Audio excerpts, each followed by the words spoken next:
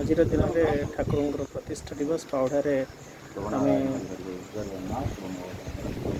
ଲୀଳା ପୁରୁଷୋତ୍ତମ ଶ୍ରୀ ଶ୍ରୀ ଠାକୁରଙ୍କର ଏଠି ବିଗ୍ରହ ପ୍ରତିଷ୍ଠା କରିଥିଲୁ ଶ୍ରୀକୃଷ୍ଣଙ୍କର।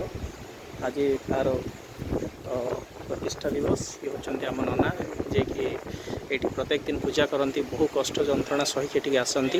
ରାସ୍ତା ନାହିଁ, ଭାରି ଅସୁବିଧା ଭିତରେ ପୂଜା କିନ୍ତୁ ବନ୍ଦ ହେଇନି। ଆଜି ଯାଏ ନଈ ପାଣି ହେଲେ ବୁଲି ବି ଯାଏ। ଆଉ ଗାଁ ଉପଦେଷ୍ଟା ଯିଏକି ବହୁ କଷ୍ଟରେ କରିକି ଚଳିଛନ୍ତି ସଂସ୍ଥାକୁ। ଆମର ସେଇ ଜାଗା ଏଇ ଯେଉଁ ଘରଟି ଦେଖୁଛନ୍ତି ଆମର ଦୀପକ ବାବୁ, ଯିଏକି ସୁରତରେ ରୁହନ୍ତି, କଣ୍ଟ୍ରାକ୍ଟର ରୁହନ୍ତି, ତାଙ୍କ ଦାନରେ ଏଇଟା ହେଇଛି। ସେଥିପାଇଁ ସେ ଉତ୍ସବ କରୁଛନ୍ତି। ଜାଗାଟିକୁ ଜାଗାଟି ହେଇଛି ଆମ ସାନବାପା କହିଲେ, ଆମ ସାନବାପା ସୁଜନା ଯିଏକି ଏଇଟାକୁ ଦାନ କରିଛନ୍ତି ମିସ୍ତ୍ରୀ। ଆଉ ଯୁବକମାନେ ଅଛନ୍ତି, ଏମାନେ ବହୁତ ସହଯୋଗ କରିଛନ୍ତି ଏହି ସଂସ୍ଥା ଚଲେଇବା।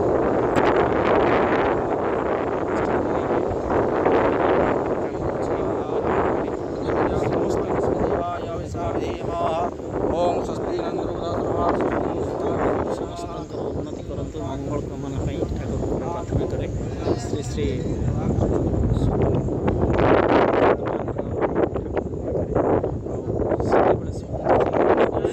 ଆସିଥିଲେ କୃଷ୍ଣ ଭଗବାନ ଶ୍ରୀକୃଷ୍ଣ ତାଙ୍କ ନାମ ପ୍ରଦାନ ପାଇଁ ଆସିଥିଲେ। ଏମିତି ଶ୍ରୀ ଚୈତନ୍ୟ ଆସିଥିଲେ, ସେ ବି କୀର୍ତ୍ତନ କରୁଥିଲେ। ବହୁତ ସୁନ୍ଦର କୀର୍ତ୍ତନର ମହିମା ସେତେବେଳେ ବହୁତ ଥିଲା। ଆଉ କୀର୍ତ୍ତନରେ ଲୋକ ତାଙ୍କର ରୋଗ ଭଲ କରିବା ସମସ୍ୟା ସମାଧାନ ହେଉଥିଲା। ସେଇ ଲୀଳା ପୁରୁଷୋତ୍ତମ କୃଷ୍ଣଙ୍କର ଜାଗା ଇଏ ମଝିରେ ମନ୍ଦିରଟିଏ, ଛୋଟିଆ ଘରଟିଏ ହେଇଛି, ମନ୍ଦିର ଟାଇପ୍ର। ତାକୁ ଗାଁ ଯୁବକମାନେ କରିଛନ୍ତି। ଏଇ ଜାଗାଟିକୁ ଉଦ୍ଭାବନ କରିଥିଲେ ଯିଏ, ତାଙ୍କ ନାଁ ହେଉଛି ସଚନ୍ଦ୍ର ଜେନା। ସିଏ ଆଉ କୁହନ୍ତି, କିନ୍ତୁ ସେହି ଏଇ ଜାଗାକୁ ଉଦ୍ଭାବନ କରିଥିଲେ। ଆଉ ଏ ଜାଗାରେ ପ୍ରଥମେ ଗୋଟେ ବିଗ୍ରହ ରଖିକି ପୂଜା କରିଥିଲେ। ତା ପରଦିନଠୁ ଚାଲିଛି ବହୁତ ଦିନର ଜାଗା। ଇଏ ପାଖାପାଖି 30-35 ବର୍ଷ ପରେ ହେବ। ଶେଷରେ ସମସ୍ତଙ୍କର ମଙ୍ଗଳ କାମନା କରି ମୁଁ ରହୁଛି।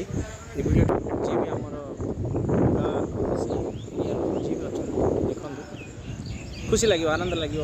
ଯେମିତି ଲାଗିବ କି ମୁଁ ଗାଁରେ ଅଛି, ମୋ ଗାଁ ଲୋକମାନଙ୍କ ସାଙ୍ଗରେ ଅଛି, ଆପଣାର ଲୋକମାନଙ୍କ ସାଙ୍ଗରେ ଅଛି, ଆଉ ନିଜ ଲୋକମାନଙ୍କ ସାଙ୍ଗରେ।